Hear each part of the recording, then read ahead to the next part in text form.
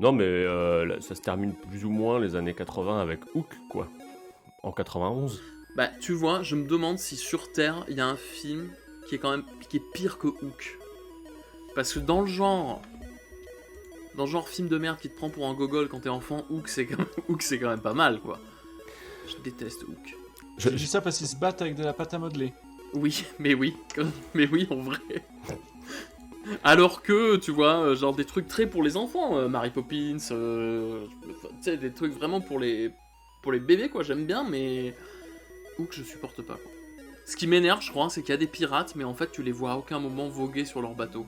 Et ça, profondément, c'est quelque chose qui me déprime, quoi. En fait, ton Pirate des Caraïbes préféré, c'est Pirate des Caraïbes 4, quoi. Celui où il n'y a pas de bateau.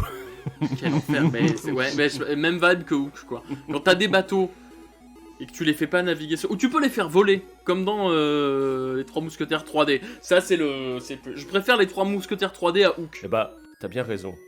T'as bien raison. This castle belongs to me!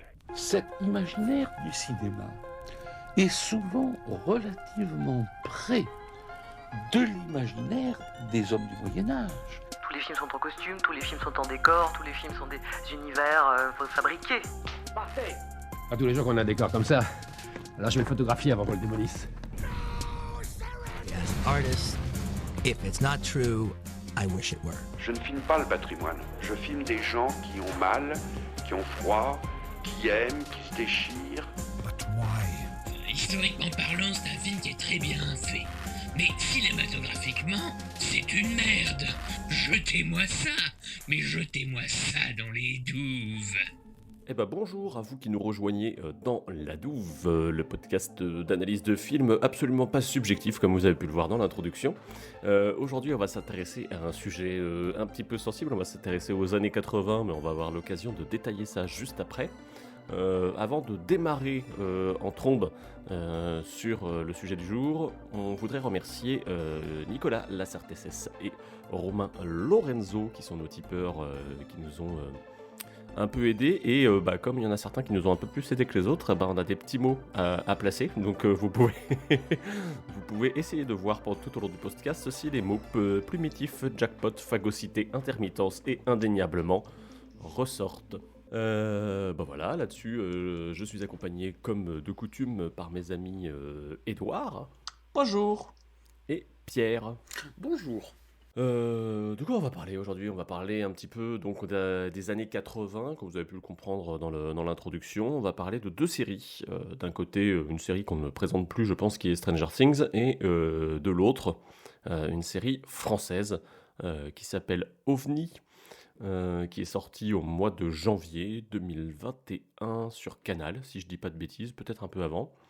Et voilà, on avait envie d'en causer parce que les deux ont un rapport, on va dire, aux glorieuses années 70-80, un peu particulier. D'un côté, on a la version un peu américaine, de l'autre, la version un peu française. Et sans plus trop de préambule, peut-être je vais laisser Pierre causer un petit peu des fiches techniques de ces films. Oui, tout à fait. Fiche technique que j'ai absolument pas préparée.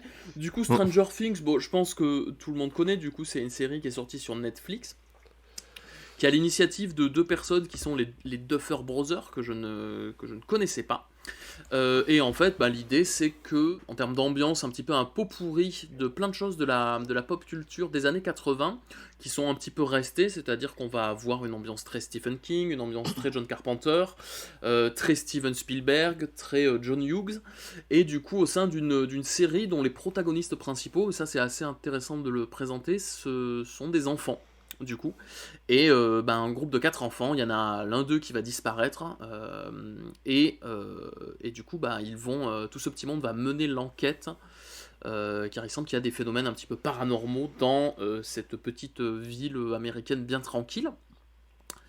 Et de l'autre côté, on a OVNI, qui... alors, la série Stranger Things se passe, je crois, au milieu des années 80, si je dis pas de bêtises. Et donc, les saisons suivantes, du coup, chaque fois augmentent plus ou moins d'une année, sachant que nous, on va là se concentrer que sur plutôt la saison 1, puisque la deuxième série dont on parle, OVNI, pour l'instant il n'y a qu'une saison qui est sortie. On a appris là, il y a quelques jours, que la saison 2 était entrée en production. Et donc OVNI, ça nous raconte une histoire qui se passe à la fin des années 70 en France, du coup dans le monde dans le monde des astronautes et de... comment on appelle ça ? De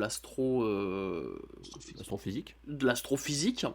Et donc on va suivre un personnage qui s'appelle Didier Mathur, qui est un ingénieur qui a craché une fusée malencontreusement, il ne sait pas pourquoi, et qui se retrouve du coup un petit peu mis au placard à prendre la tête d'une toute nouvelle unité qui s'appelle le GEPAN, et qui est une unité chargée d'étudier les ovnis. Et donc on va voir ce personnage-là, personnage-là très cartésien, qui découvre ce monde un petit peu... dans lequel on est sûr de rien, et on le voit se débattre un petit peu avec sa famille, ses problèmes, ses croyances, qu'est-ce que c'est la science, qu'est-ce que c'est la croyance, et ainsi de suite. Et donc c'est une série...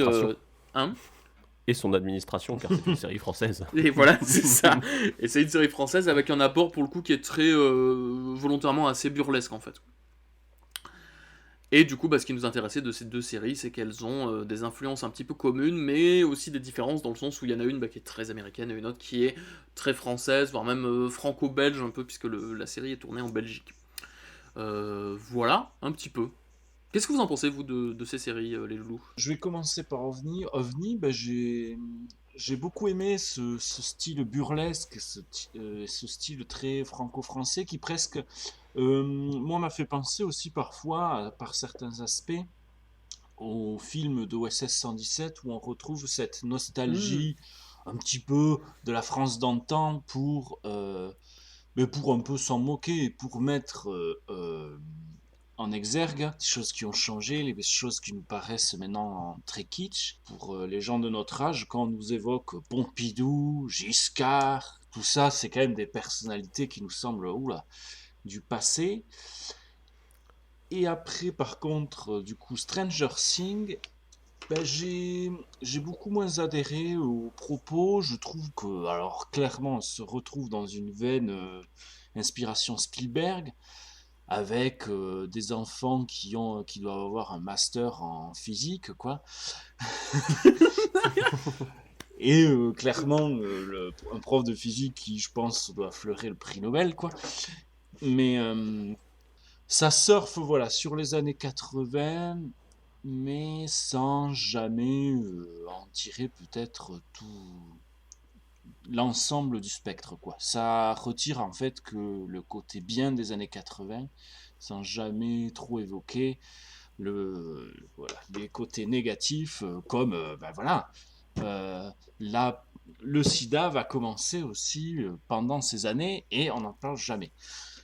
Mais voilà, sur ce, je vais quand même laisser la parole à Christophe. Ouais, je sais pas si j'ai le même avis qu'Edouard, mais en tout cas, OVNI, moi j'ai beaucoup aimé. OVNI te renvoie à un truc un peu j'y pensais pendant que tu parlais, de grands-parents en fait. On s'installe dans OVNI un peu comme on s'installerait chez Papy et Mamie, avec ce papier peint aux textures dégueulasses, un peu marronasse derrière dans le fond. Et l'ambiance est un peu là. Stranger Things, je trouve, s'appuie plus sur des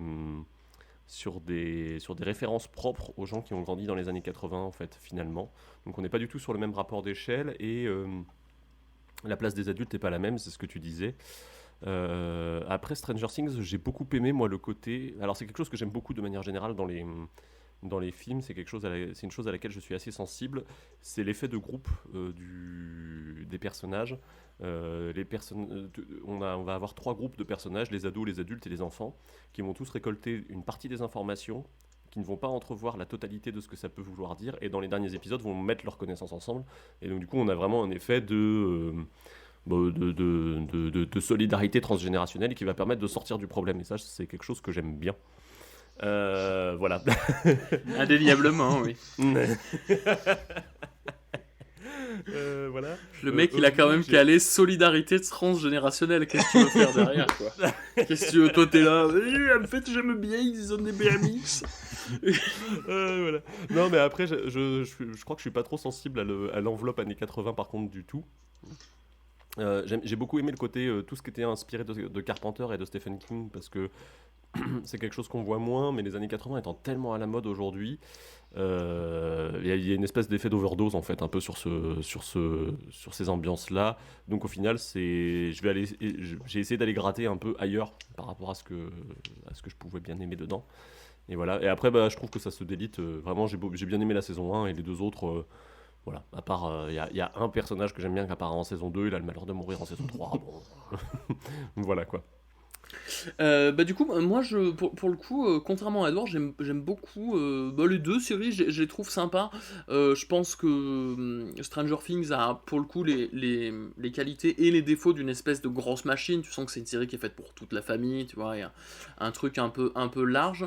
J'avais regardé la première saison un peu par hasard, en me disant, bon, ça doit être un truc, tu vois, avec une espèce d'enveloppe années 80, un peu pas très intéressante. Et en fait, ce qui m'a fait aimer, c'est que quand même je trouve qu'il y a ce côté centré sur les personnages et on les suit et on est assez... Au final, la série pourrait se passer à n'importe quelle époque, les intrigues fonctionneraient, quoi. Simplement, là, il y a tout ce truc-là, années 80, très référencé, mais qui, je trouve, est un peu utilisé, et ça m'avait marqué, comme une sorte de mythologie. C'est-à-dire que je pense que maintenant, quand tu fais... Alors, j'élargis par rapport à notre sujet, qui sont les films historiques en général. Quand tu fais, maintenant que tu dis, je vais faire un thriller, mais que je le place au Moyen-Âge, le Moyen-Âge que tu crées dans ton film n'est pas forcément un Moyen-Âge 100% historique ou réaliste, c'est un Moyen-Âge qui est aussi un peu mythologique, avec des archétypes, des choses qui vont faire que le spectateur sait dans quel univers on est, et sait que c'est pas le monde réel. Et je pense que Stranger Things utilise ces années 80 vraiment comme une sorte d'enveloppe, tu vois, un petit peu, dans lequel les gens qui ont vécu à cette époque-là vont pouvoir retrouver des petits trucs qui disent « Ah ouais, j'écoutais cette musique » ou tout ça, et en même temps, tu sais que ça peut pas partir dans tous les sens non plus, quoi, tu vois, et je trouve que c'est une façon pour eux de bien cadrer leur truc. Et OVNI, ça a été une vraie petite surprise, mais vraiment très chouette, parce que je trouve... Et c'est qu'on va dire qu'il y a ce truc français en plus, c'est-à-dire que c'est pareil, ça te va dans une nostalgie. Là, pour le coup, la matrice, elle est très 70s, quoi, c'est-à-dire que t'as vraiment les cravates à bout carré, ça fume à l'intérieur, tu vois, mais bon, tu te rends compte que les vraies années 70 n'étaient pas vraiment comme ça, quoi. Mais ce que je trouve, c'est que pareil, les personnages sont très importants, sont très intéressants, et tu suis vraiment, en fait, Didier Mathur, le personnage principal, qui est incarné par Melville Poupeau, tu suis un père complètement démissionnaire qui a du mal avec la vie, et là où j'aime bien OVNI, c'est que je trouve c'est poussé un peu jusqu'à l'extrême, quoi. Il est à deux doigts de dire dans certaines scènes, non Bastien, je t'aime pas, parce que je préfère traquer des ovnis ou aller chercher des fusées. Et du coup, il y a ce côté un peu poussé à l'extrême, qui je trouve, moi, me fait beaucoup rire. Et puis je trouve la réalisation très bien, les acteurs très bien, enfin tu vois, l'ambiance globale de OVNI très très chouette, quoi. Donc pour moi, c'est deux séries assez cool. Chris, tu parlais des personnages de Stranger Things. Je pense que c'est une série qui évolue aussi avec les saisons, c'est-à-dire que la première, elle a un concept assez définitif, et en fait, des personnages qui ont plu aux spectateurs en saison 1 reviennent en saison 2, puis des personnages de la saison 2 s'ajoutent encore en saison 3, et maintenant, en fait, je trouve qu'en saison 3, il y a énormément de personnages, et tout le monde est un peu sympa et un peu gentil, et du coup, peut-être c'est la limite aussi de ce truc-là, quoi. Si tu prends ne serait-ce que le personnage j'ai plus son nom, mais le personnage du flic. Oui. Dans Stranger Things, comment s'appelle-t-il ? Hooper, non ? Ouais. Lui, par exemple, était un personnage que je trouvais intéressant en saison 1 parce qu'il est un peu... On ne sait pas trop, quoi. Pendant toute la saison, si au final ça peut être un allié, ça peut ne pas l'être. Et il a quelque chose d'assez... il est sur la ligne, quoi. Et au final, à partir de la saison 2, ça devient un gentil comme les autres, donc ça le rend un peu moins intéressant. Je trouve qu'il y a des petites choses comme ça. Et puis le fait que le concept ne se renouvelle pas, tu parlais d'univers clos, de vase clos, c'est complètement ça, Stranger Things. Et à un moment, tu te dis, non mais les gars, c'est ce que tu disais quand on préparait l'émission, non mais les gars, il y a une base militaire russe sous le supermarché, quoi. Donc c'est trop gros pour continuer, en fait, en vase clos, en tout cas. Mais dans les deux cas, c'est ce qu'on disait en préparant l'émission, les deux séries hésitent, du fait de leur format, à faire le pas de côté vers l'Uchronie, qui serait sans doute préférable à un moment pour se développer et pour devenir quelque chose d'un peu plus grand, en fait, à chaque fois, et devenir quelque chose de nouveau, renouveler le propos aussi sur chacune des saisons, chasser des bêtes dans le bois de Hawkins ou chasser des ovnis dans la France des années 70, tu vois, ça devient Si tu fais ça à toutes les saisons, c'est toujours un peu redondant et tu perds un peu de saveur. Et en même temps, je pense que c'est aussi la limite. On va voir ce que fait OVNI de sa saison 2, mais c'est aussi la limite si tu changes tout. Tu sais, peut-être que les gens ne s'y retrouvent plus exactement, ou que c'est plus la même ambiance, quoi. Du coup, c'est intéressant. On va voir ce que ça donne. En tout cas, si vous avez l'occasion, regardez-les, c'est sympa, quoi. Où il a disparu? J'ai aucune idée de l'endroit où il peut être. Dans 99% des cas, quand un enfant disparaît, on le retrouve chez un des membres de sa famille. Et tu en fais quoi de l'autre pourcent? Quoi? Tu viens de dire 99% des cas. Et le pourcent restant alors? Il devient quoi? Il devient quoi? Will! Will! On ferait mieux de rebrousser chemin, les gars! Vous avez entendu? C'est pas Will. Quelqu'un veut s'en prendre à toi? T'es en danger? On a bouclé le périmètre. Ça venait d'ici? Oui. Et la fille? Elle n'a pas pu aller bien loin. Trouvez-la. Vous croyez que c'est une coïncidence qu'on soit tombé sur elle à l'endroit même où il a disparu? Il se passe quelque chose d'étrange! C'est quoi ça?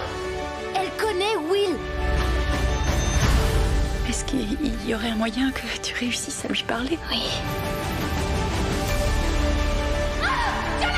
Nancy!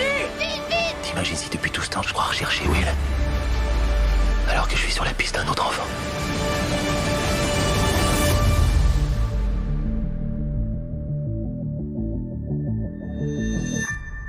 Donc, les 70s, ces années-là vont sonner le glas des 30 Glorieuses, avec notamment les premiers chocs pétroliers. Donc, le premier choc pétrolier en 73, consécutif à la guerre du Kippour, et le second choc pétrolier consécutif à la révolution iranienne en 79. Ces années-là sont marquées aussi par des libérations de mouvements sociopolitiques, notamment la libération sexuelle des femmes, le Summer of Love, etc., qui vont marquer un changement au niveau sociétal assez important. Mais on va également, ces années-là vont également être marquées par la venue chez les anglo-saxons de la culture néolibérale avec Margaret Thatcher au Royaume-Uni et Ronald Reagan aux États-Unis, qui vont marquer un petit peu ces années-là, de leur empreinte. Retour en force de l'ordre moral, c'est ça que tu veux dire? Exactement. Même si la société se libère, on va dire le pouvoir politique, au contraire, lui, se tend, notamment aussi au niveau géopolitique mondial. Voilà, on va passer dans les années 80 qui vont marquer un petit peu l'effondrement, le premier bloc soviétique va un petit peu s'effondrer. Le 10 novembre 1989, la chute du mur de Berlin qui va marquer un petit peu quand même les premiers jalons du bloc soviétique qui arrivera l'effondrement qui va arriver en 91. Donc ces années 80, que certains surnommeront finalement les années fric, voilà, où vraiment ces années de consumérisme, de consommation excessive. Alors si dans le monde anglo-saxon, c'est le néolibéralisme qui est au pouvoir, il faut se rappeler qu'en France, c'est le premier président socialiste qui arrive au pouvoir en 81 avec François Mitterrand. Également, au niveau culturel, les années 80 vont être assez riches, vu que ça va être le développement des jeux vidéo qu'on va pouvoir voir dans Stranger Things, mais également l'industrie de la musique avec le compact disc et le premier vidéoclip avec Michael Jackson et Thriller. Ce qui est marrant, c'est que même nous, dans la vie de tous les jours, c'est assez rigolo. Là, avant l'émission, on a regardé un peu, si tu veux, quelle était vraiment la situation du monde un peu à cette époque-là.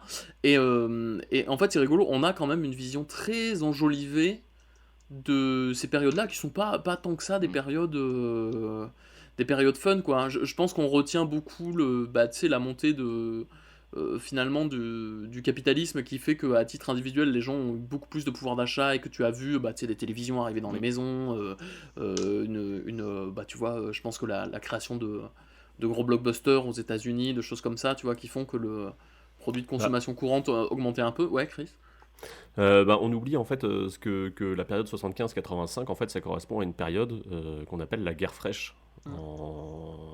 Si vous vous rappelez de vos cours d'histoire de troisième, en gros c'est une période où la guerre froide se retend après une période de détente en fait, notamment avec Reagan en fait. Il y a également aussi des films qui vont marquer cette décennie, notamment des gros blockbusters comme Indiana Jones, Retour vers le futur, ou également E.T. Et je pense que base de ça, clairement, ça va être cette sortie de réalisateurs émergents. Là, en l'occurrence, sur un niveau très gros public, ça va être Spielberg avec Les Dents de la Mer, et puis après George Lucas avec Star Wars, justement, qui vont vraiment... je pense que le Stranger Things qu'on a, c'est vraiment celui de Star Wars, Indiana Jones, tu vois, tout ça. Quoi, c'est, on va dire, c'est le nouvel Hollywood, mais plus blockbuster presque. Le nouvel Hollywood, c'est une période cinématographique qui peut être un petit peu considérée comme la nouvelle vague en France, mais 10 ans plus tard aux États-Unis, c'est-à-dire que c'est l'arrivée dans la création, dans la réalisation de films, de jeunes auteurs qui vont du coup amener quelque chose de nouveau en fait dans la production cinématographique de l'époque. Alors en France, dans les années 60, on a la nouvelle vague avec Godard, Truffaut, tu vois, qui vont amener ce côté, ça parle de la vraie vie, on brise les codes cinématographiques, on descend tourner dans la rue avec des acteurs un peu non professionnels et tout ça. Et 10 ans plus tard, du coup, je pense que le nouvel Hollywood, les dates, c'est plus ou moins 1969, 1982, on va dire. Tu vas avoir cette émergence de nouveaux cinéastes américains qui sont les premiers en fait à avoir fait des études de cinéma. Et donc tu vas avoir tout ce qui est Coppola, Scorsese, Spielberg, George Lucas, des gens comme le mec qui a fait Conan le Barbare, John Milius, alors Peckinpah c'est plus avant, mais en fait du coup là le nouvel Hollywood va se diviser en fait au fur et à mesure en deux parties très assez différentes, c'est-à-dire une d'un cinéma vraiment d'auteur assez intellectuel, donc tu vas avoir Terrence Malick qui éclot à cette période-là, mais tu as des gens comme Peter Bogdanovich, des trucs assez importants où on laisse le cinéma d'auteur s'exprimer. Et donc on va avoir c'est l'époque du Parrain, des choses comme ça, tu vois, des films qui sont vraiment pour le coup très populaires tout en étant très des œuvres, quoi, tu vois, des machins un petit peu profonds. Et puis petit à petit, je pense que tu as des gens comme Spielberg et George Lucas qui vont faire naître, Friedkin aussi, qui est un peu à cheval sur les deux, qui vont faire naître un petit peu cette ère du blockbuster, et donc du coup de films qui d'un seul coup attirent énormément le public et commencent à se comporter comme des sortes d'entreprises en fait, et qui pour le coup ont un petit peu défini le cinéma gros budget américain tel qu'on le voit aujourd'hui en tout cas, quoi. C'est le début de la franchise en fait, tout simplement. C'est ça, c'est le début des franchises parce que tu vois, je regardais Stranger Things commence en 1984, je pense que le choix de la date n'est pas anodin. On est déjà au 2e épisode d'Indiana Jones, les Star Wars ont déjà fait leur trilogie, si je dis pas de bêtises. Terminator sort cette année-là, on a les Gremlins, on a SOS Fantôme. Donc on a vraiment il y a les Griffes de la nuit du côté horrifique, il y a l'Histoire sans fin, tu vois, tout ça la même année. Et tous ces trucs sont sujets à franchise. Et c'est rigolo parce que c'est vraiment cette période-là qui va être un peu charnière dans ce que recherchent en tout cas les grosses productions aujourd'hui, puisque c'est ce modèle-là qui se développe. Et c'est rigolo de se dire que une des personnes qui avait un peu anticipé avec George Lucas, du coup, le système de franchise, c'est Miller, avec les Mad Max, en fait, qui sont légèrement un peu avant, sur 79, 81 et 85 pour le 3e, mais qui vont déjà, tu vois, tu parlais de blockbusters, de films d'auteurs un peu qui vont finir par réunir beaucoup de monde. Je pense que Mad Max est assez symptomatique de ça, quoi. Le premier est quand même très... a pas beaucoup de sous et essaye de créer son univers avec ce qu'il a. Et à partir du 2e, ça y est, on a des sous et on va pouvoir créer beaucoup plus de choses dans cet univers post-apo, quoi. En fait, je pense qu'il y a un truc global qui est de mondialisation aussi, puisque du coup, Mad Max, c'est australien à la base. Et en fait, on a aussi cette génération de réalisateurs qui vont au départ faire des petits films. Je pense que George Lucas est l'exemple le plus parfait, parce que au départ, c'est un petit cinéaste de films d'auteur qui fait un film de science-fiction un petit peu chelou, THX 1138, quoi. Et qui, en fait, quelques années plus tard... Et ça, je pense que ça aide avec cette histoire de mondialisation, l'apparition de la télé, l'apparition des produits dérivés, tu vois, la possibilité de faire de la publicité à grande échelle sur tous ces films-là, et l'échec du nouvel Hollywood d'une autre part, c'est-à-dire que ce côté cinéma d'auteur américain, en fait, à un moment, il y a Michael Cimino, du coup, qui est un réalisateur complètement issu de cette vague-là, qui lance la création d'un film qui s'appelle Les Portes du Paradis, qui est un énorme truc à l'époque, et en fait, ce film va complètement se casser la gueule de la boîte de production qu'il a produit, United Artists, qui était vraiment une boîte de prod créée par Chaplin à l'époque, donc vraiment gérée par les auteurs pour faire des films un peu personnels. Et en fait, l'échec complet de ce truc-là fait que les studios reprennent la main, et du coup, là, on part dans cette idée de blockbuster, la franchise et tout ça. Est-ce que, après l'échec de Cimino, est-ce que les blockbusters vont pas finalement un peu, entre guillemets, phagocyter les films d'auteur et le nouvel Hollywood? En fait, je pense que ça déplace le truc, parce que les films d'auteur, ils existent toujours, tu vois. Mais effectivement, c'est un truc d'industrie du cinéma, tu vois, en tout cas dans le cinéma américain, mais qui va quand même pas mal faire son effet. Et je pense que c'est l'arrivée de d'une génération, en fait, tu vois, qui est la génération qui est toujours un peu là, hein, c'est-à-dire c'est Spielberg, c'est Lucas, ça va être avec un côté un peu intello et quand même très film d'auteur, tu vois, Scorsese, tu vois, des gens comme ça qui sont l'arrivée de scénaristes aussi, qui vont avoir tendance à créer des scénarios, mais comme ils ont déjà appris le scénario dans une école, ils vont, tu sais, mettre en place des méthodes, et je pense qu'on en a déjà parlé, de tout le travail de Joseph Campbell, qui va être sur les mythologies, qui va être pris et redigéré, et qui du coup définit un petit peu les blockbusters, mais tels qu'on les a maintenant. Les films de super-héros, tu vois, les gros films qu'on a maintenant sont aussi bâtis sur des trucs hérités vraiment de cette époque-là, quoi. C'est l'époque aussi, je le voyais passer, 1984, c'est la sortie du Dune de Fincher, et du coup on parle de blockbusters d'auteurs qui se sont pas faits. Il y a la version Jodorowsky qui capote complètement à cette époque-là aussi. Donc tu vois, c'est vraiment ce moment de changement, c'est ce qu'on disait, on passe d'un espèce d'âge d'or du cinéma d'auteur un peu presque à quelque chose de plus consommable, en fait, qui touche plus de monde et qui du coup brasse plus d'argent, et finalement que tout le monde peut avoir chez soi, parce que dans les premières scènes de Stranger Things, si on repart sur nos sujets, une des premières scènes, c'est quand même t'as la séquence où les gamins jouent au jeu de rôle dès le début ensemble, et le papa pendant ce temps-là est en train de régler sa télé qu'il vient d'acheter, en fait, et du coup t'as vraiment cette idée que tout ça arrive directement dans votre poste de télévision, et aujourd'hui on voit bien avec les plateformes de streaming que c'est même produit pour arriver directement dans les postes de télévision, donc c'est la conséquence un peu de toutes ces années-là. Et ce qui est amusant sur OVNI, du coup, donc la série française qui se passe du coup en 78-79, les scénaristes sont très conscients pour le coup, même si ça apparaît pas, enfin si ça apparaît quand même un petit peu, mais c'est plus caractérisé par les personnages. Les scénaristes du coup qui sont Clémence Dargent et Martin Douer, je les cite parce qu'ils ont quand même fait, leur taf est très chouette et ça part vraiment d'eux à la base.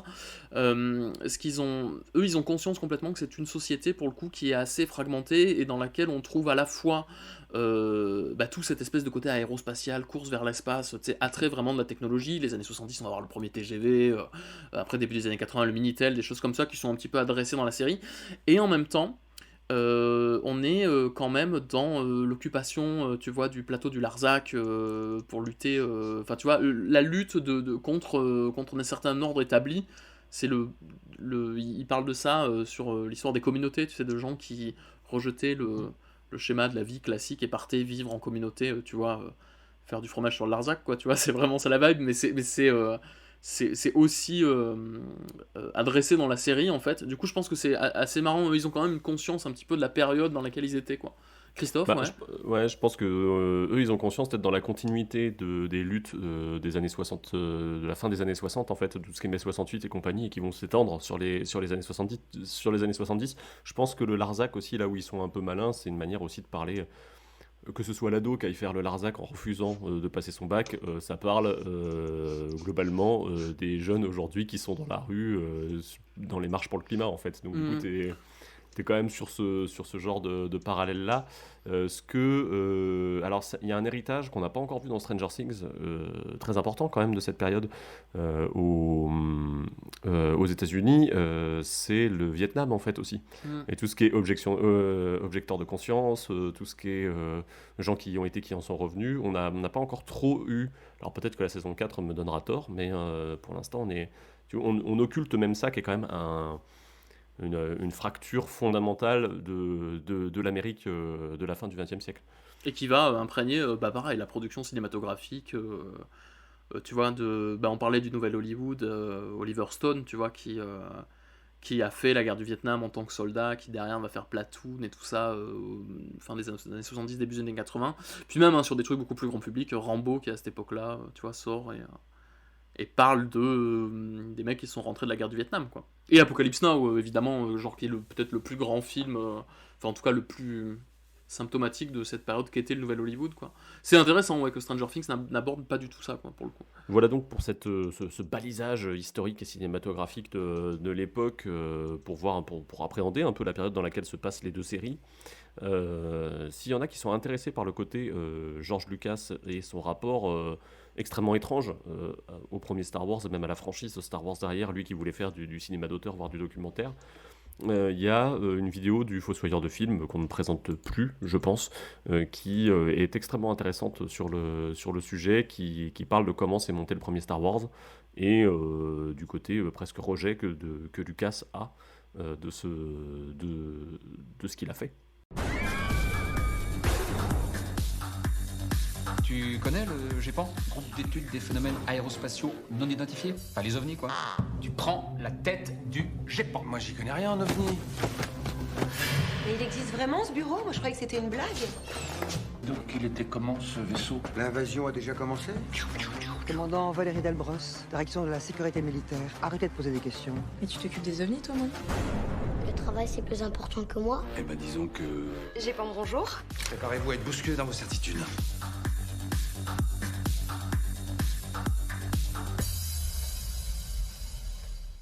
Les personnages, dans les deux cas, sont quand même au centre de la série et sont un de ses centres d'intérêt. On pourrait presque ne pas avoir l'élément fantastique dans les deux cas et leur histoire serait tout aussi intéressante à suivre.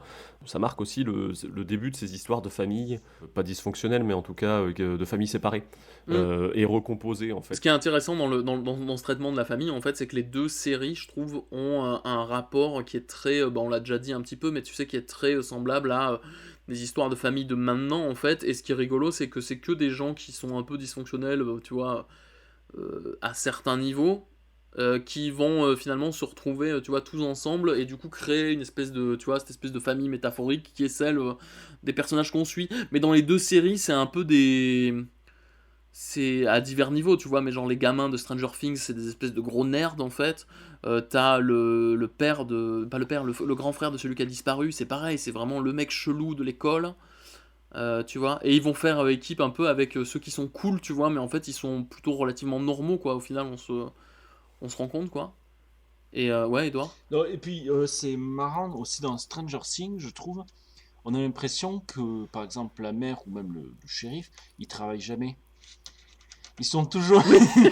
Enfin, ils boivent des cafés. Ils boivent des cafés, et bon, ils sont tranquillous, ils font leur truc, quoi. Après, alors que à la limite, dans OVNI, punaise, on voit que il est au taf et que même la mère jouée par Géraldine Payas, on voit que c'est peut-être elle, limite, qui a le plus presque les pieds sur terre, qui bosse et que sans elle, Hervé Mature est un peu... Didier Mature, pardon. Est un peu en roue libre. Il est un peu... C'est ça qui est intéressant, je trouve, c'est que toute l'intrigue de OVNI vient en fait de leur travail, quoi, tu vois. C'est-à-dire que c'est des gens qui sont très très ancrés dans leur truc, et en fait, t'as l'erreur initiale de OVNI qui est une fusée qui explose et on sait pas trop comment, qui va révéler tout l'inadaptabilité relative de ces personnages. Donc Didier Mature, quoi, tu vois, qui était cet ingénieur qui envoie des fusées dans l'espace, en fait, on se rend compte que vis-à-vis de sa famille, il est complètement déconnecté. Et ce qui est marrant, c'est que à la fin de la série, ça va un peu mieux, mais quand même pas beaucoup, quoi. Tu vois, il reste un petit peu étrange. Et en fait, le GEPAN, c'est rigolo parce que tu te retrouves avec un espèce de Michel Villermoz qui joue un espèce d'ancien mec des RG qu'on sent très représentatif de la France pour le coup des années 50-60. Très l'autorité, c'est quelque chose de bien, les ordinateurs, c'est de la merde. Et les petits jeunes qui sont, je sais plus leur nom, tu vois, mais genre Quentin Dolmer qui joue clairement une espèce de Gaston Lagaffe, tu vois, du truc, et Daphné Patakia qui est complètement... t'as l'impression qu'elle est sous LSD tout le temps, tu vois, et là du coup t'as une espèce de...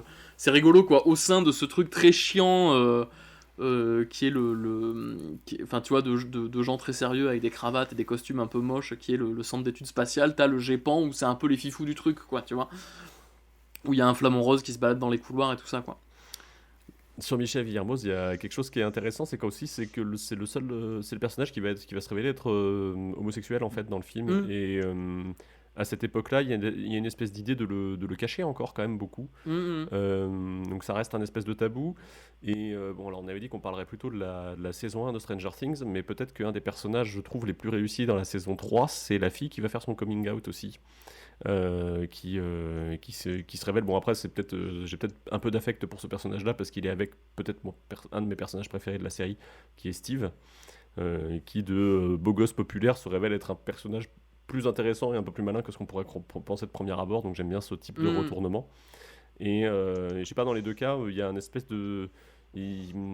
ça marque encore le tabou. Alors le tabou existe encore toujours sur ce type de situation, mais je trouve ça intéressant de le placer dans ce contexte-là où ça commençait tout juste quelque part, quoi. Oui, mais alors je pense que le traitement dans les deux cas de la chose, il est très, pour le coup, c'est un traitement de maintenant, je pense pas. Enfin, tu vois, je pense que c'est une volonté, c'est un regard de nos années de maintenant, quoi. Je pense que tu n'aurais pas eu de scène... Enfin, tu sais, je sais pas, le traitement de l'homosexualité dans la production cinématographique française des années 70, il est quand même... inexistant. C'est pas fou, quoi. Et, alors, ou très caricatural, quoi. Tu vois, t'as vraiment un côté... quand tu regardes certains films avec Bébel, enfin, tu vois, t'as des machins où tu dis, ouf, ça n'a pas très bien vieilli, quoi, tu vois. Ou même des propos, hein, tu vois, de personnages. Et c'est très rigolo, d'ailleurs, parce que ça c'est un truc qui revenait beaucoup, je trouve, dans la version française de tous les films produits à cette époque-là des années 80, tu vois, genre les Goonies et autres trucs comme ça. L'insulte qui revient le plus souvent, je pense à Retour vers le futur, ils se traitent de PD toutes les 10 minutes, quoi, tu vois.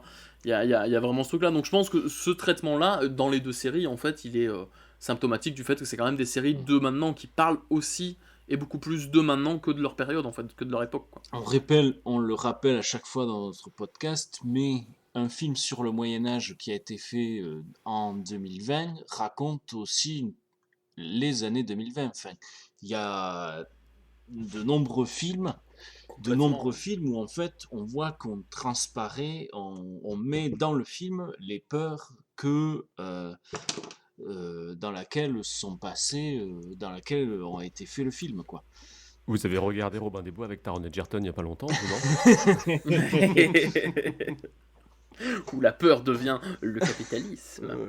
Mais ce qui est rigolo, c'est que par contre dans Stranger Things, je trouve qu'il y a une... dans OVNI aussi, il y a une conscience quand même des peurs, ou en tout cas des angoisses de l'époque, mais qui sont quand même retournées de façon un petit peu étrange, c'est-à-dire que je pense à un film des années 80 qui s'appelle L'Aube Rouge, un film écrit par John Milius, je sais pas si c'est réalisé par lui, mais qui est vraiment un truc, tu sais, une pensée de droite absolue, où tu sais que tu as les communistes envahissent les États-Unis d'Amérique. D'ailleurs, il n'y a pas que ce film-là, hein, tu vois, t'as tous les trucs avec Chuck Norris et des choses comme ça, donc ça n'a pas été remaké avec Chris Hemsworth il n'y a pas longtemps. Si. Ouais. Et du coup, maintenant, comme ça a été remaké il y a 5 ans, je pense, c'est des Coréens des Coréens du Nord, qui attaquent les États-Unis. Mais ce qui est marrant, c'est que dans les années 80, on pouvait faire des films vraiment comme ça, très premier degré, où les mecs se disaient, oh ouais, non, les Russes, ils vont attaquer, tu vois. Et ce qui est rigolo, c'est que dans la série, c'est quand même légèrement contrebalancé, c'est-à-dire qu'il y a quand même une volonté de dire, attendez, les Russes, il y en a dans la série, pour le coup, il y en a sous le supermarché, tu l'as dit, ce qui est très représentatif, tu vois, d'un archétype de l'époque un peu, mais qui est un peu détourné dans le sens où en fait il y a cette volonté très actuelle de dire tout le monde doit s'unir contre, en l'occurrence, tu vois, dans Stranger Things, c'est une espèce de dimension parallèle qui peut prendre, tu vois, l'ennemi est ailleurs et plus grand et nous concerne tous, quoi. C'est rigolo parce que ça fait écho à un autre propos et une autre saga qui a traversé les films depuis les années 60 jusqu'à maintenant, parce que j'ai re-regardé Skyfall il n'y a pas très longtemps, et c'est le sujet du film un peu de dire on n'a plus les deux blocs qui se font face avec un espion qui doit contrer les menaces de... Nous parlons de James Bond, bien évidemment. Qui doit contrer les deux blocs, mais bien de dire l'ennemi est un peu partout, de le remettre dans quelque chose de plus actuel. Donc du coup, t'as aussi une prise de conscience, je pense, d'aujourd'hui, où les enjeux sont peut-être moins clairs parce qu'on n'a plus deux blocs politiques qui s'affrontent, de replacer ça, et ça va devenir un peu, je pense, le côté un peu paranormal de la chose dans Stranger Things. Edouard ? Et je rejoins ton propos avec un comics qui a été publié dans les années 80, donc entre 86 et 87, qui est Watchmen, qui rejoint justement ce propos du... est-ce que finalement l'affrontement de ces deux blocs, est-ce qu'il ne va pas mener à la fin de la race humaine ? Est-ce qu'il faudrait que, citoyens du monde, unissons-nous contre le mal, un mal extérieur, le mal extraterrestre, et voilà, et mettons de côté nos différences. Ce qui est marrant, c'est que dans l'adaptation de Watchmen en 2010, c'est quoi Watchmen ? Ça doit être... Moi j'aurais dit 2008, tu vois, mais... Ouais, de Zack Snyder, ce qui est rigolo, c'est que c'était fait, pour le coup, nostalgique, enfin tu vois, qui est présent dans le film, il fait très, je trouve, très carte postale. Par contre, il y avait déjà une volonté de dire, la société a un peu évolué, tu vois, et de dire, l'ennemi, c'est peut-être l'un d'entre nous, tu vois, parce qu'ils ont changé ce truc-là d'extraterrestre qui vient, vient de l'extérieur. Il y a l'idée que le méchant va créer de toute pièce l'ennemi ultime pour sortir de la guerre entre les deux blocs, en fait. Et du coup, t'as ce truc-là, mais qui est repris un peu justement dans la série de HBO qui est sortie il y a 2 ans. Série qui est vachement bien foutue. On l'a déjà conseillé, je crois. Oui, je crois qu'on l'a déjà conseillé, mais on peut toujours la conseiller. Mais c'est intéressant de voir que même à 10 années d'intervalle, tu vois, l'adaptation et la continuation d'un même truc qui est Watchmen, tu vois, déjà change aussi de sujet un peu, tu vois, et le point de vue n'est pas tout à fait le même. Je pense que la série HBO, là, qui est sortie il y a 2 ans, elle parle aussi énormément de maintenant, puisque tu vois, t'as des questions de racisme, enfin, tu vois, des questions sociales, pour le coup, qu'on aborde énormément maintenant, quoi. Et Watchmen fait aussi ce pas de côté, évite je trouve la glorification des années 80, en fait, qu'on va avoir dans les... Alors, je trouve que OVNI ne fait pas une glorification de sa période, je trouve qu'elle en montre un peu les limites aussi. Tu te dis, oui, est-ce que là, tu vois, à un moment, il faut appeler le président, quand tu réfléchis 2 secondes dans OVNI, tu te dis, ah oui, c'est Giscard, donc ça va être un peu bizarre, quoi, si jamais c'est lui qui doit prendre une décision sur les OVNI.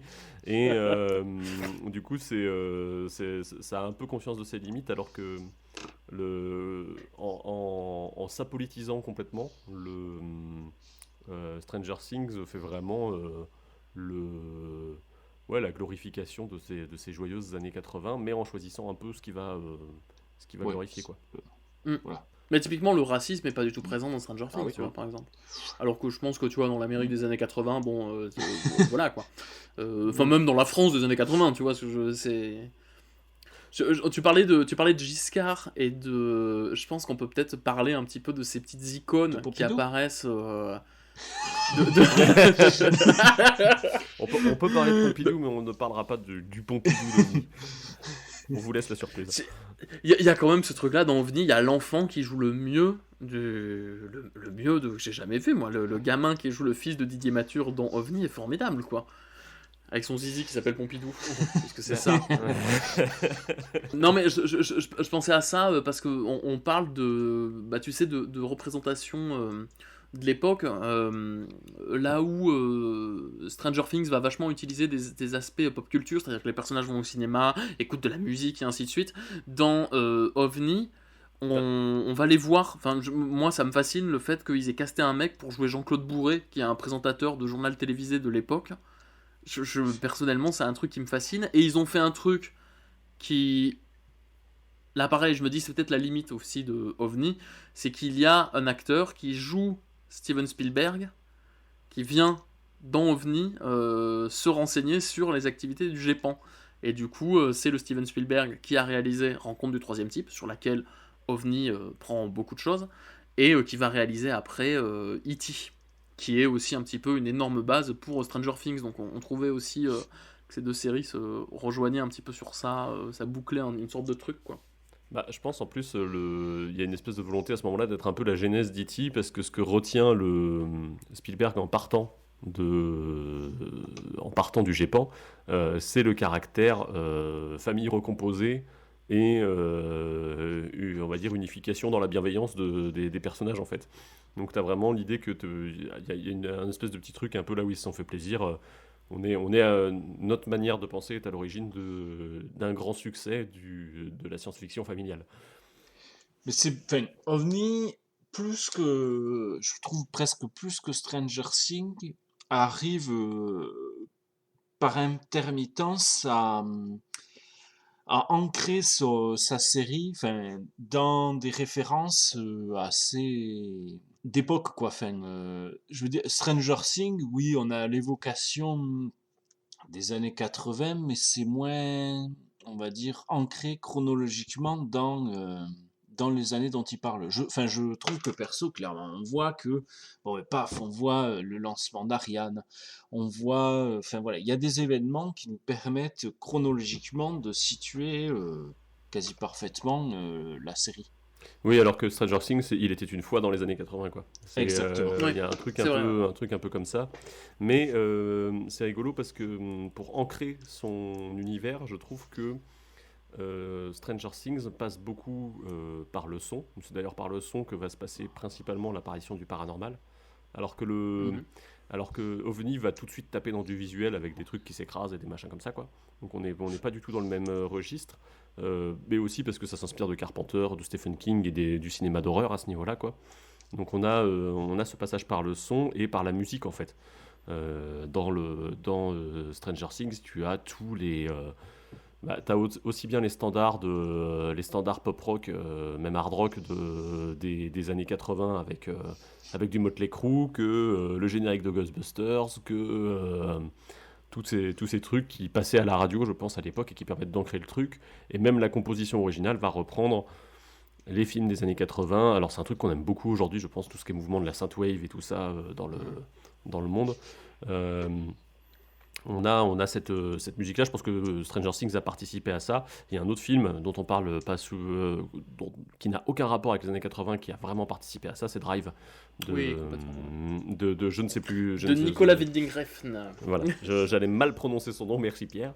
Avec sa BO qui a commencé justement à ramener ces années 80 dans notre environnement musical actuel, quoi. Ce qui est amusant, c'est que cette façon de faire de la musique avec au synthé, tu parlais de Drive, mais en fait les premiers films de Michael Mann ont beaucoup ça aussi. Il y a cette arrivée dans les années 70 puis 80 permettent au cinéma à cette époque-là de changer de postulat musical, et t'es plus obligé de passer par un orchestre en fait qui va enregistrer toute ta musique. Tu peux, tu vois, on parle de Tangerine Dream, tu vois, qui sont des pionniers du coup de la musique faite sur synthétiseur, qui vont faire la musique de plusieurs bandes son de William Friedkin à l'époque, de films de Michael Mann de cette époque-là. Et on parlait de John Carpenter. Qui sont à l'origine du générique d'OVNI, du coup, puisque c'est un remix de Jean-Michel Jarre par eux. Complètement, ouais. Et tu as, je pense, la figure emblématique de ça, c'est John Carpenter, qui pour le coup est un réalisateur musicien à la base, et qui lui, pour des questions pures et simples de budget, va composer la bande-son de ses films, uniquement sur synthé, bande-son très simple, très répétitive, et qui donne complètement cette espèce d'ambiance qu'on retrouve à fond de patate dans Stranger Things. Et je pense que Tilassine, le groupe qui a composé la musique de OVNI, pour le coup, qui sont à fond synthé ou tout ça, ont aussi une très grosse influence sur la musique qu'a créée John Carpenter, quoi. Ouais, et c'est marrant ce que tu disais sur les synthés, parce que du coup c'était une manière de se libérer de quelque chose, de se libérer des orchestres, mais aujourd'hui la musique de film est quand même principalement composée par synthé avec des samples d'orchestre, quoi. Quand on a on repasse souvent par l'enregistrement live dans le cas des grosses productions, mais tu prends des mecs comme on va parler. Désolé, on va parler du Zack Snyder Justice League, mais Tom Holkenborg, Junkie XL, qui compose la musique, il a composé toute la musique chez lui, tu vois. Et au final, t'as presque l'impression d'avoir un orchestre.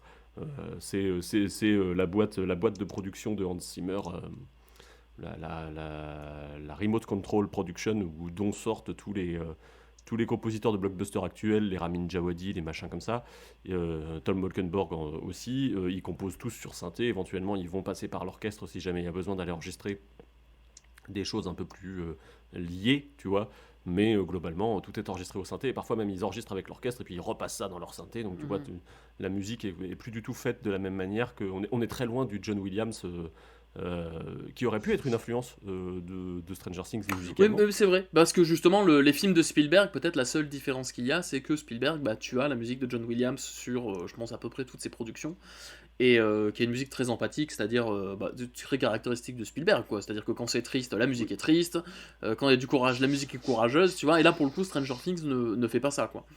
Oui, puis qui est une musique qui est l'héritage des compositions orchestrales du 19e siècle. Donc du coup, quelque chose de... Il y a un peu de Wagner là-dedans, il y a un peu de... Enfin, tu vois, il y a du... On utilise un orchestre et du coup ça peut pas être autre chose que cette musique-là. Et c'est marrant qu'ils aient fait le pas de côté dans Stranger Things en allant plutôt chercher le côté Carpenter de la chose, mais je pense que ça tient peut-être au côté série horrifique. Oui, je pense que c'est lié avec le fait que c'est une série de genre quand même, puisque tu sais, il y a des gens qui disparaissent, t'as une dimension parallèle, il y a des monstres avec des grosses dents, ça joue à Donjons et Dragons. Je pense que c'est rigolo, c'est que ça utilise ces années 80 là, mais en fait en prenant quand même des trucs qui dans les années 80 étaient un peu des trucs de côté, quoi, tu vois, un peu des petites productions et des choses comme ça, quoi.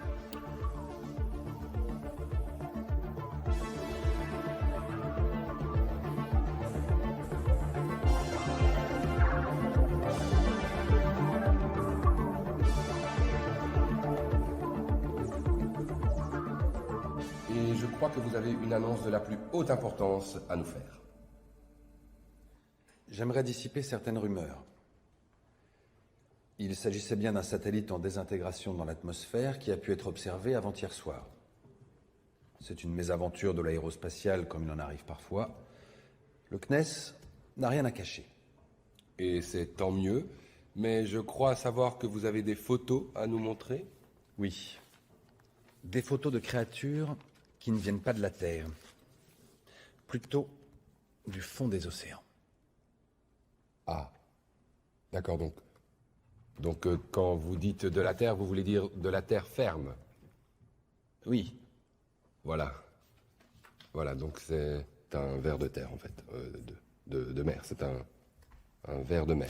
Une dernière chose sur le comparatif entre les deux séries, qui ont évidemment pas les mêmes budgets, pas les mêmes ambitions et pas les mêmes manières d'écrire, c'est l'utilisation du paranormal qui est quand même assez différente l'une de l'autre.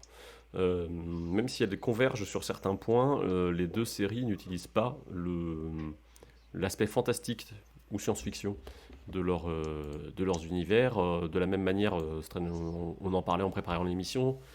Edouard, peut-être ? Clairement, ils n'ont pas la même approche du paranormal. Dans OVNI, on met longtemps avant de voir du paranormal, quoi. Voire même on ne sait pas. Il y a ça qui est intéressant dans l'OVNI, ouais. Enfin voilà, il y a des, on va dire, des pics comme ça de oh mon Dieu, ça y est, ils vont découvrir quelque chose. Oh, il y a un truc qui brille au fond de la forêt, c'est une boule qui brille. Bon, en fait, c'est rapidement désamorcé par un bon ben non, en fait, c'est une boule à facettes, quoi. Boule à facettes, décor d'un spectacle de Jean-Michel Jarre qui s'est retrouvé jeté dans la forêt. Et ça, c'est formidable parce que c'est dans la série. Et c'est un vrai truc, quoi. Voilà. T'imagines un paysan en mode la soupe aux choux qui voit une boule à facettes énorme face à lui. Alors que dans Stranger Things, rapidement, on sait que y a des murs qui bougent et qui transpirent. Et on sait que c'est pas normal et c'est pas une fuite d'eau, quoi. Dès le début, de toute façon, en revoyant le premier épisode pour préparer l'émission, ce personnage de scientifique qui court dans son couloir, qui rentre dans l'ascenseur, et là c'est Jurassic Park quoi. Il est attrapé par le haut et tiré et il sort du cadre par le haut. T'es à deux doigts de te dire, il y a un tyrannosaure ou quoi. C'est d'ailleurs, c'est un peu peut-être la limite de la série, je trouve, c'est qu'il y a un peu ce côté, au départ, une ambiance est faite dans le sens où ils peuvent pas montrer tout le temps, tu vois, ils ont une créature et du coup ils vont essayer de la garder un peu derrière, même si tu sens que c'est fantastique et que c'est machin, un truc comme ça, mais ça demande quand même énormément d'argent en fait de faire ça quoi. Et ce qui est rigolo, c'est que dans les saisons suivantes de Stranger Things, tu te rends compte qu'ils l'ont en fait le pognon, et donc du coup ils montrent peut-être beaucoup plus, et ça enlève peut-être un petit peu ce côté mystère, alors que tout OVNI tient peut-être au fait que y a pas tant d'argent en fait, je pense, pour présenter des effets spéciaux, des ovnis. Est-ce que c'est vraiment le sujet au final? Peut-être pas tant que ça. Et il y a un peu un truc, non, on va plutôt faire des flamants roses qui tombent sur Terre, quoi. Et je sais pas, il y a ce... OVNI essaye de te montrer quelque chose, essaye de raconter une histoire même, tu sens qu'il y a un sens quand même derrière à tout ce qui est présenté. Peut-être qu'il sera encore plus abordé en saison 2, peut-être pas, mais en tout cas ça te laisse des pistes pour pouvoir reconstituer les morceaux.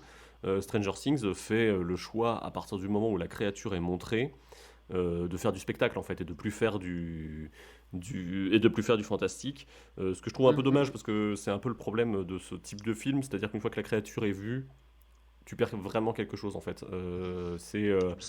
que ça se résolve dans les 10 minutes et pas dans les 4 prochains épisodes, parce que du coup ce que tu perds, c'est quelque chose que tu perdras même quand tu revisionneras en fait le métrage. Et du coup c'est un peu dommage, alors que et je trouve que ça atteint son paroxysme en saison 3 où et alors là jackpot, la créature elle est présentée énorme, monstrueuse, elle est constituée des corps de tous les gens qu'elle a servis, et le combat final se passe dans le supermarché, donc ça devient même un bien consommable de spectacle. Enfin, quand tu le prends un peu métaphoriquement, c'est un peu dégueulasse, quoi. Tu te dis, ah oui, en fait, vous avez rien d'autre à dire que de nous montrer du spectacle, ça n'a pas d'autre but. Et c'est ce qui est un peu dommage, c'est moi ce qui m'avait... je sais que la première saison de Stranger Things, quand même, le premier rapport, je me suis dit, ah mais c'est sympa, par contre putain c'est vraiment, ça va dans le fantastique, ça y va beaucoup en fait, tu sais, le doute tu l'as vraiment, tu l'as pendant 30 minutes, mais en fait direct derrière tu te dis, bon ok, en fait il y a... tu peux avoir tout ce que tu veux dans la série. Par contre, ce qui m'a fait revenir en saison 2, c'est que je me suis dit, attends, mais il y a les personnages quand même, il y a leur histoire, il y a tout ça. Et je trouve que là, ce qu'on disait, tu vois, ce côté on voit tout, ce côté il y a plein de personnages, en fait, tu vois, ça commence à être un truc assez gros, quoi, tu vois, en fait. Et ce qui est marrant, c'est qu'ils savent pas... Enfin, tu vois, peut-être la solution serait, dans les saisons suivantes, de tout simplement, on enlève des personnages, quoi. Ils ne participeront pas... Ouais, et puis il y a un truc assez... On te présente ces personnages avec des relations assez normales, en fait, assez humaines, entre eux, et la réaction logique... Plus ça va, comme ça s'étend quand même sur 24 épisodes aujourd'hui, Stranger Things, peut-être un peu plus, il y a une réaction que tu n'as pas, qui est de fuir, en fait. Genre, les personnages continuent à vivre là, en fait, dans la saison 2, et tu te dis, non mais attendez, vous avez vécu un truc hyper spé dans cette ville, la réaction logique, ce serait que vous déménagiez, quoi. Et je pense qu'on a perdu la volonté de départ, qui était des showrunners, quand même, de faire un système d'anthologie par saison. Ah, oui. Du coup, de s'intéresser à un autre lieu avec d'autres problèmes à chaque saison. Et je pense que la production a dû dire, non mais attendez, vu le succès de votre bousin, vous allez me faire... ce que vous aviez prévu, vous allez peut-être le mettre dans la continuité, en fait. Et du coup c'est assez différent, je pense, en termes de résultats. Et il y a ce truc-là que je trouve qui s'explique pas bien. Et alors, ils finissent par partir à la fin de la saison 3, mais tu te dis... fallait attendre qu'il y ait une créature qui détruise un supermarché pour te dire peut-être qu'il faudrait pas rester ici, quoi. Du coup t'es là, ouais, bon, c'est peut-être un peu trop, quoi. Peut-être ceci explique cela finalement. Est-ce que finalement on peut pas survivre sans supermarché, du coup on doit déménager? Non mais ce qui est marrant, c'est que justement c'est beaucoup inspiré d'écrits de Stephen King, et puis même dans la graphologie visuelle, la typo de Stranger Things, c'est la typo, enfin en tout cas un peu remaniée des bouquins de l'édition de Stephen King. Mais du coup ce qui est marrant, c'est que dans les œuvres de Stephen King, assez souvent lui, il a quand même volonté de justement dépasser ce truc-là. C'est-à-dire que t'as le choc initial et puis derrière t'as les conséquences. Et bon, c'est le côté un peu fiévreux de Stephen King, mais moi je pense à son truc, Le Fléau. Et qui est réadapté cette année avec Whoopi Goldberg, je crois d'ailleurs.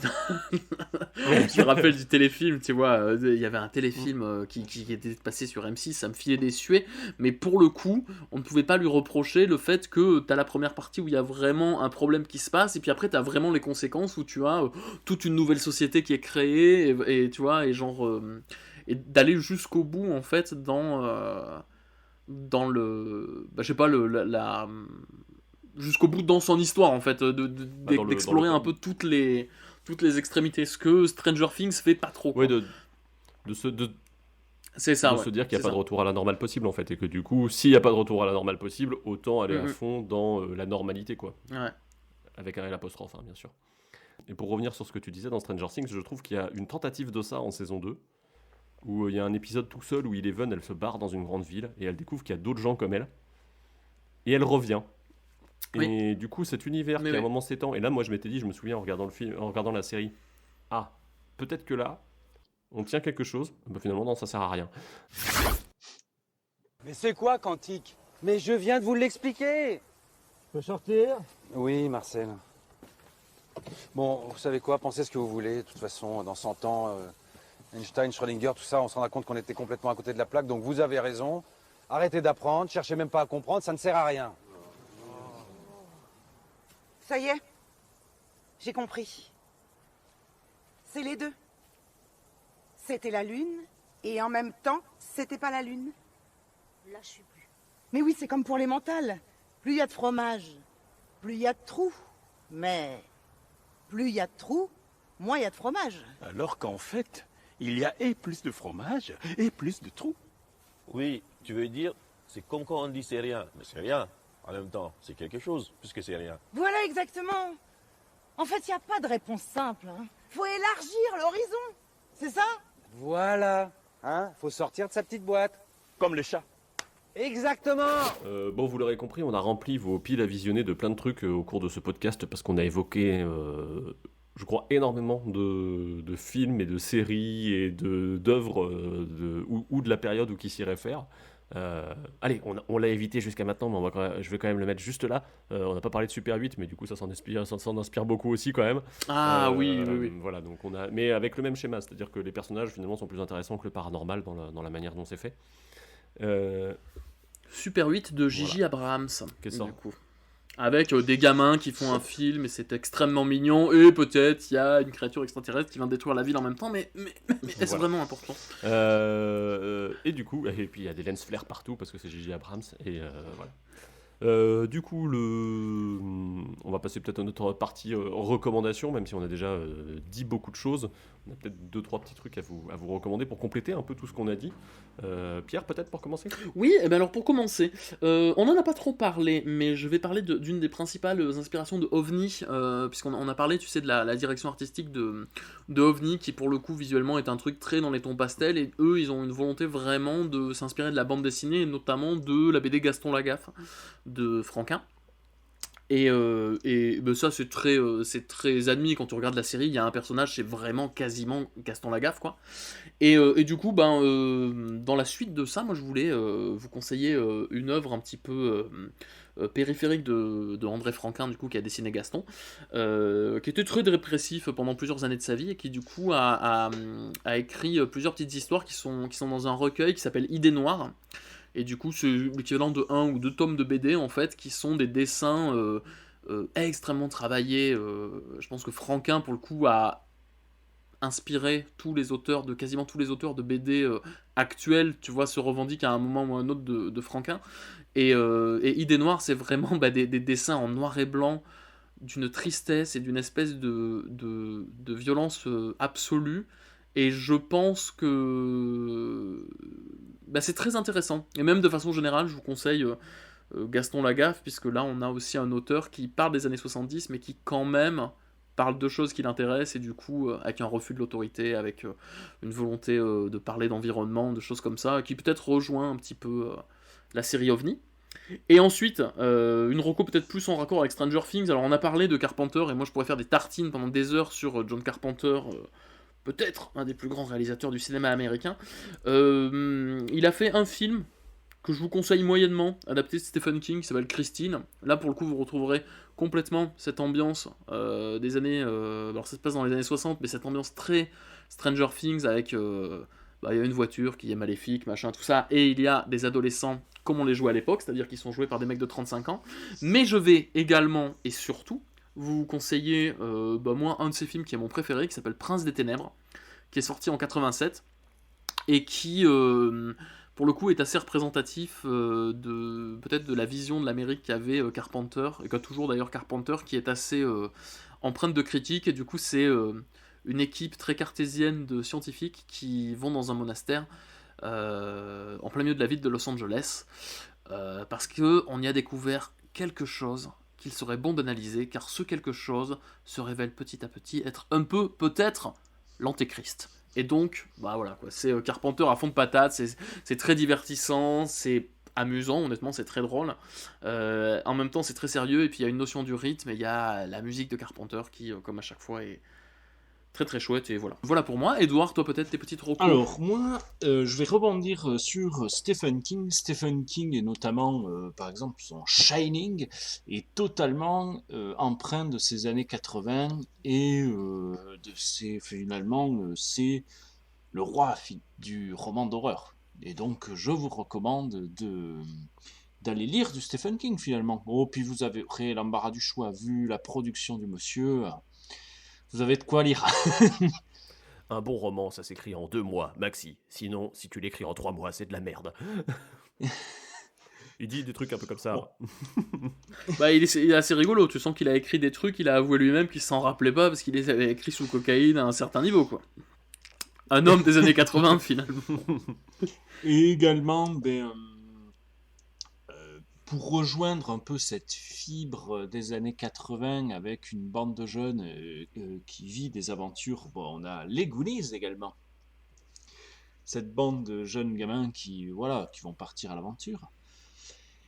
Et pour ma dernière recommandation, je vais rebondir sur ce dont parlait Pierre au tout début, le Nouvel Hollywood, et vous recommander un petit ouvrage, si vous ne connaissez rien au Nouvel Hollywood, qui est dans les éditions de la BDthèque du Savoir, qui s'appelle tout simplement Le Nouvel Hollywood, qui a été écrit par Jean-Baptiste Thoré et illustré par Bruno. Enfin, c'est un roman graphique, presque c'est une petite BD, mais vraiment, voilà, la BDthèque du Savoir, petit format, qui aborde via la BD des sujets tels que le Nouvel Hollywood, le rugby, le métal, la physique, le droit d'auteur, voilà, tout ce que l'aime finalement. Voilà. Sur le Nouvel Hollywood, du coup, il y a un bouquin qui fait un peu référence, si vous voulez avoir vraiment tout l'historique de ce qu'on a dit dans la première partie de l'émission, entre la création de Star Wars, Apocalypse Now, les trucs qui se passent avant, et comment en fait le cinéma se transforme d'un cinéma très auteur pour aller vraiment vers un truc blockbuster. Il y a un bouquin qui s'appelle aussi Le Nouvel Hollywood, de Peter Biskind, qui est un chercheur et un critique, je crois, de cinéma, qui a extrêmement bien... retranscrit cette époque-là, et du coup c'est un peu le bouquin somme sur ce truc-là. Si le cinéma et cette période-là du cinéma vous intéresse, c'est vachement bien écrit, c'est très ludique et c'est très intéressant. Mais la parole maintenant est à Christophe. Eh bien, moi j'aurais 2, 3, 4 1000 recommandations. Ah non, il y en a beaucoup trop. Pour parler un petit peu des sujets du jour, du coup par rapport à OVNI, on a Melville Poupeau dedans. Et il y a un autre film avec Melville Poupeau qui se passe dans les années 80, qui est le film Été 85 de François Ozon, qui est sorti l'année dernière, malheureusement dans un contexte qui ne lui a pas forcément été favorable, qui est un film assez sympa. Alors moi, Ozon, j'en avais jamais trop regardé, donc ça a été un peu une découverte. J'ai bien aimé le côté, pas de côté, un peu qui était fait par rapport aux années 80, qui vont servir de cadre pour raconter une histoire, mais vraiment sans idéaliser. Tel est mon cadre, quoi. Y a pas de, ça va pas plus loin. C'est l'histoire d'un adolescent dans une ville de bord de mer pendant les vacances d'été qui va rencontrer quelqu'un. Et du coup, c'est assez mignon. C'est une petite histoire d'amour. Avec du drame quand même dedans, un peu, faut s'y attendre, hein.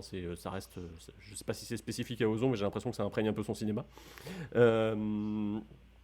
Donc, et Melville Poupeau joue dedans le professeur de français. C'est trop marrant parce qu'il a une voix, ce mec, quand même, qui est assez impressionnante, je trouve, quand tu l'entends au cinéma. Moi, je l'ai reconnu à sa voix.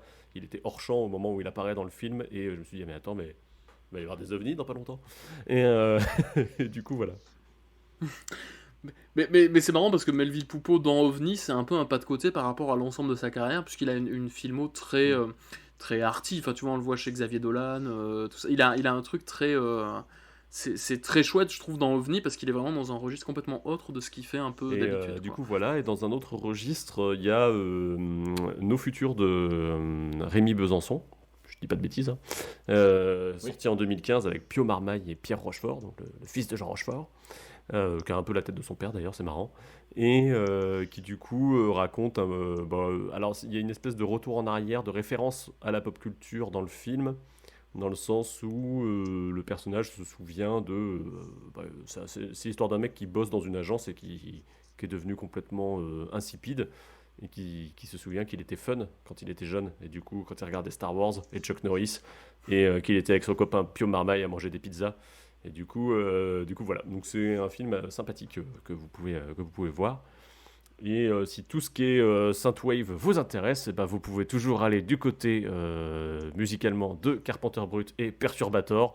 Je pense que vous en aurez pour vos frais. Vous bougerez vos petites fesses à l'intérieur de vos appartements et vous vous souviendrez des joyeuses années 80. Pour terminer sur les recommandations un peu musicales, on a parlé de la Belgique, on a parlé des années 80. Et pour vous dire au revoir, on vous laisse du coup avec une ambiance belge des années 80. Arnaud, Knowing Me, Knowing You. Bonsoir. Bonsoir. No more carefree laughter.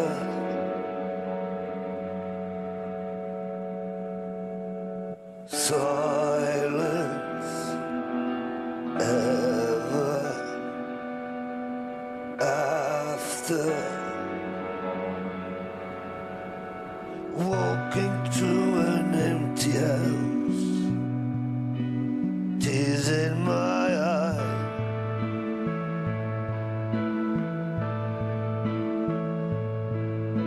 Here is where the story ends. This is goodbye. Knowing me, knowing you. There is nothing we can do. Knowing me, knowing you. We just have to face it this time. We're true. Breaking up is never easy, I know. But I to go. Knowing me, knowing you is the best I can do.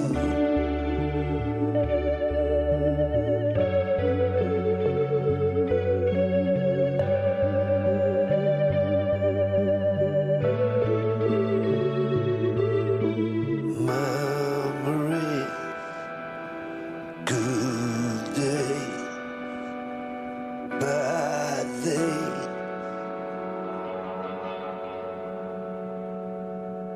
Tell me with me always in these old familiar rooms. Children would play.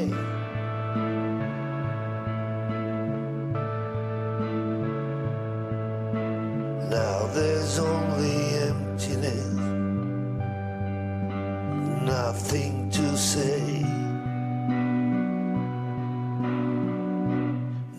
knowing me, knowing you. There is nothing we can do, knowing me, knowing you. We just have to face it this time. We're true. Breaking up is never easy, I know. But I to go. Knowing me, knowing you, it's the best I can do.